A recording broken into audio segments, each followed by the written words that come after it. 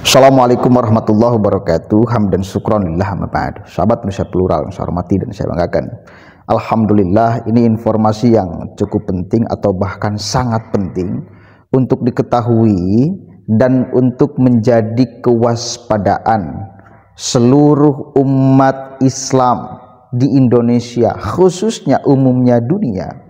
Bila ada orang atau sekelompok orang yang memberikan doktrin macam-macam, khususnya melawan negara karena tidak sesuai dengan syariat agama dan lain sebagainya, itu harus diwaspadakan.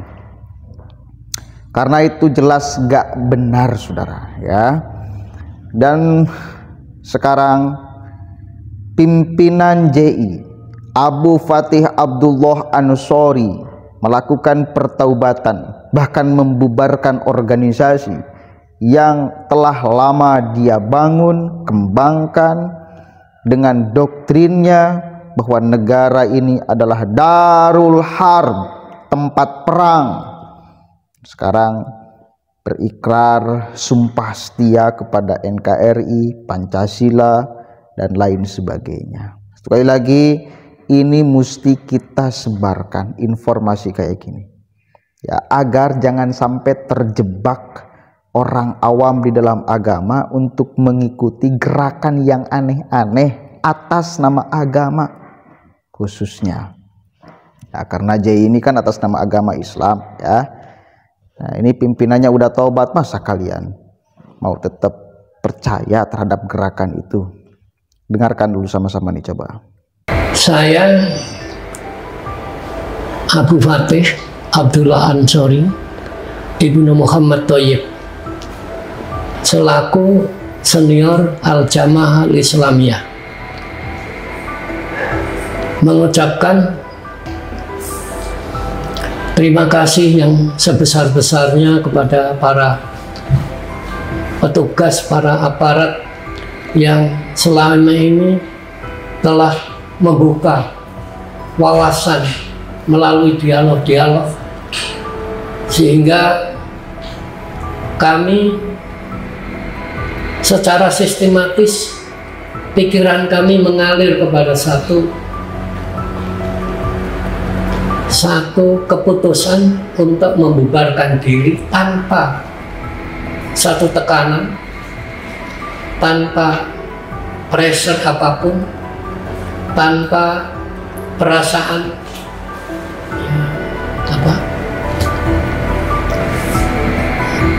tanpa perasaan ditekan sama sekali. Kemudian kami bisa melakukan dialog-dialog yang sudah berjalan begitu panjang. Saya secara pribadi yang saya rasakan sejak tahun 2021. Kemudian dari sanalah kami terbuka pikiran-pikiran yang kemudian kami pun kembali kepada dasar-dasar atau pijan-pijan yang selama ini kami jalankan di dalam berjamaah, yaitu meninjau persoalan-persoalan yang sifatnya syar'i, yang ternyata ada satu kesimpulan yang selama ini walaupun sudah ada perasaan ragu tetapi belum bisa bersikap, yaitu ragu tentang kebenaran kami kalau kami harus membangun konflik dengan negara. CQ pemerintah lebih sistematis lagi adalah Densus 88. Tapi dengan kesadaran ini, ya, kami kembali berpijak kepada Al-Quran dan Sunnah atau Syariah untuk ya mencari jalan islah. La khairu fi katsirin min najwahum illa man amara bi shadaqatin aw ma'rufin aw islahin bainan nas. Tidak ada kesepakatan itu yang memiliki makna kebaikan kecuali di dalam urusan ma'ruf, urusan sedekah, dan urusan islah antara manusia. Jadi kemudian ya setelah kami ucapkan terima kasih, mudah-mudahan para bapak dibimbing oleh Allah dan diangkat derajatnya baik dunia maupun akhirat. Dan kami juga tak lupa mengucapkan minta maaf yang sebesar-besarnya kalau kami dalam arti Al-Jamaah Islamiyah dengan sekian banyak kasus-kasus yang kemudian menyulitkan negara, menyibukkan negara yang seharusnya kita tidak lakukan, seharusnya tidak kami lakukan. Tetapi dengan ilmu dan kesadaran ini, alhamdulillah, ya, dengan sekali lagi terima kasih pada bapak-bapak dan sekali lagi mohon dimaafkan. Begitu juga kepada masyarakat khalayak ramai, khususnya bangsa Indonesia. Kami minta maaf yang sebesar-besarnya. Terima kasih. Aku qouli hadza wa astaghfirullahaladzim wa lakum wa lisairil mu'minin wal muslimin innahu huwal ghafurur rahim.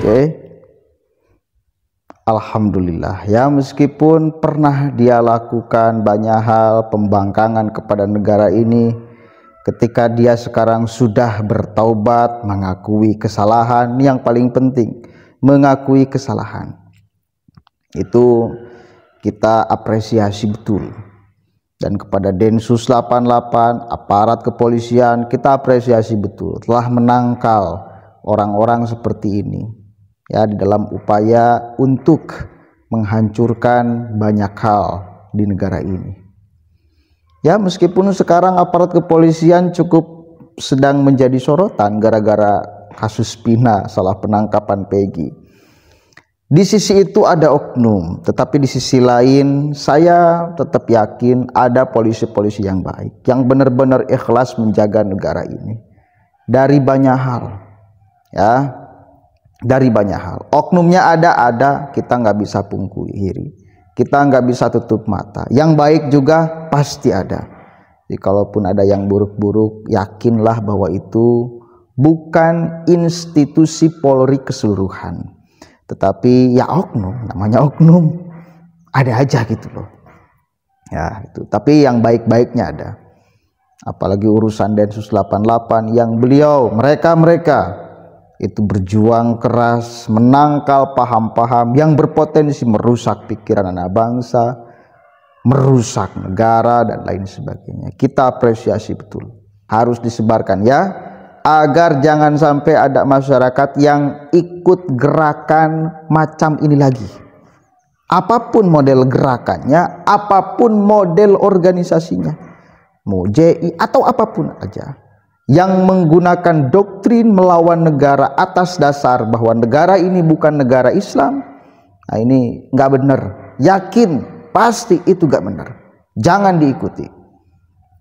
Makanya saya membuat kanal YouTube itu Manusia Plural. Manusia Plural itu diharapkan menjadi manusia yang memahami fakta keragaman.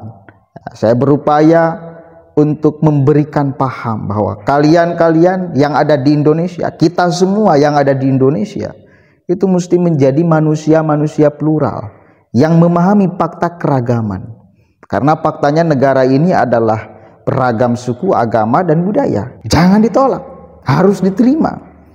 Ya, ada medan dakwah kalaupun mau dakwah, cuma caranya yang harus kemudian dihitung, dikalkulasi dengan benar agar tidak mencoreng pada akhirnya identitas kita, misal sebagai muslim, ya, itu harus diperhatikan betul. Terima fakta ini. Ketika kita menerima fakta ini pun tidak lepas dari ajaran baginda Nabi dan sikap baginda Nabi ketika beliau hidup di Madinah, kan, berdampingan dengan banyak agama, banyak kepercayaan, dan beliau biasa-biasa aja menerima fakta itu, karena urusan keimanan, urusan kepercayaan itu bukan kehendak kita, bukan ranah kita pula.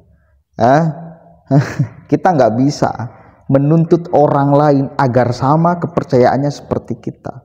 Kalaupun mereka, orang lain, ikut kepercayaan kita, yakinkan, pastikan itu bukan karena kita, karena Allah mengetuk dadanya untuk ikut percaya, untuk ikut iman. Jadi bukan kita, ya, tetapi kehendak Allah.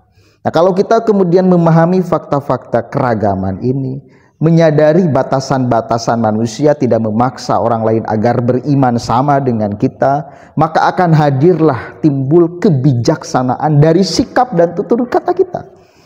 Jadi kita nggak bakalan menjadi arogan melihat perbedaan. Kita akan menerima setiap perbedaan, bahkan di level keimanan, kan gitu.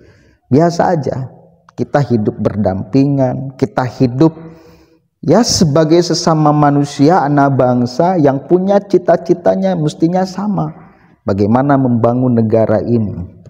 Dan itu ya, kan itu. Mestinya itu. Udah, jangan percaya lagi bila ada gerakan-gerakan dari kelompok apapun yang menggunakan doktrin melawan negara. Jangan. Jangan.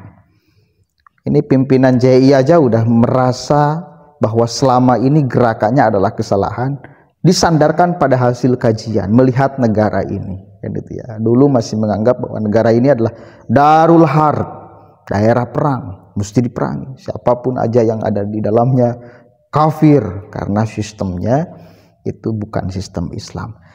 Nah ini mesti kemudian kita sebarkan kepada masyarakat agar menjadi pemandu bahwa gerakan macam kayak gini itu nggak betul ya, nggak betul. Mereka aja sudah tobat, masa kalian mau masuk, kan itu ya. Makanya sasarannya biasanya gerakan-gerakan kayak gini tuh orang-orang awam yang tidak ngerti agama, tidak paham bela NKRI, bela negara sendiri, cinta tanah air, nggak paham itu.